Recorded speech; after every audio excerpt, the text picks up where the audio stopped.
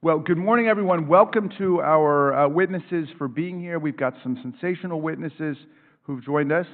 Last month, President Biden announced that he was issuing a blanket pardon to people who'd been convicted of simple possession of marijuana under federal law, and he said that his administration would review the scheduling of marijuana under the Controlled Substances Act. And I applaud his announcement as an important and key first step in rectifying the many social injuries that have been inflicted on communities and our people across the country by the war on marijuana. It's just a first step, and we already know what the next step should be. Cannabis must be decriminalized at the federal level as a matter of basic justice in the country, and I would say to vindicate the anti-prohibition principle that's in our Constitution. We tried prohibition of liquor, and all it did was lead to the growth of organized crime in the country. It pitted the government against the people. It eroded respect for the law, as all of the prohibition laws were being honored only in the breach, and it basically set the society at war against itself. And we've seen the exact same thing with marijuana prohibition. It's not that marijuana is great for everybody in all circumstances, and I certainly discourage my kids from smoking marijuana or drinking alcohol. But the point is that the war against marijuana has ruined so many lives in our country, and we can do a lot better by treating all of these as public health questions and regulatory questions rather than questions of crime and putting people behind bars.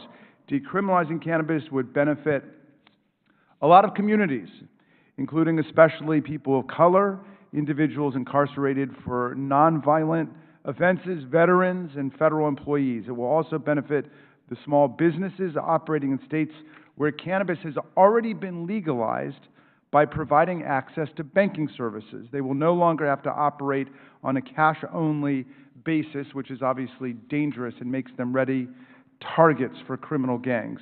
We've already seen the benefits of decriminalizing in the states. As of May 27, 2022, 19 states, 2 territories in the District of Columbia, where we sit today, have enacted measures to regulate cannabis for adult, non-medical use. They've accepted and embraced the anti-prohibition principle that's in our Constitution. In addition, 37 states, 3 territories, and Washington, D.C., the vast majority of the country, allow the use of medical marijuana. What an extraordinary outbreak of common sense in America. Despite efforts to legalize and decriminalize cannabis possession at the state level, cannabis arrests today still remain widespread. They account for 43% of all drug arrests. 9 in 10 of those arrests are for simple possession of marijuana. However, states that have reformed their cannabis laws have seen markedly fewer arrests between 2010 and 2018. Regardless of the status of legalization, racial disparities in cannabis arrests continue to persist nationally, although black and white people use cannabis at roughly the same rates. In fact, black people are nearly 4 times as likely to be arrested for marijuana possession as white citizens are. In many states, these arrests can have life-altering consequences. Parents lose children. Disabled and low-income recipients of public assistance may lose health care. Families can be evicted from public housing, and finding a job can be difficult or outright impossible for people who have a marijuana conviction on their resume. Black and brown people disproportionately face these repercussions, evidencing the systemic problems in the criminal justice system. Decriminalizing cannabis will help to relieve these disparities. Allowing automatic expungement for nonviolent arrests and convictions would quickly help to reverse much of the damage being caused by the war on drugs. It would also benefit the thousands of veterans who suffer from chronic pain and post-traumatic stress disorder. Under current law, the VA is unable to prescribe medical marijuana to its patients, instead having to rely on traditional pharmaceuticals and opioids, and we know the dangers of opioids.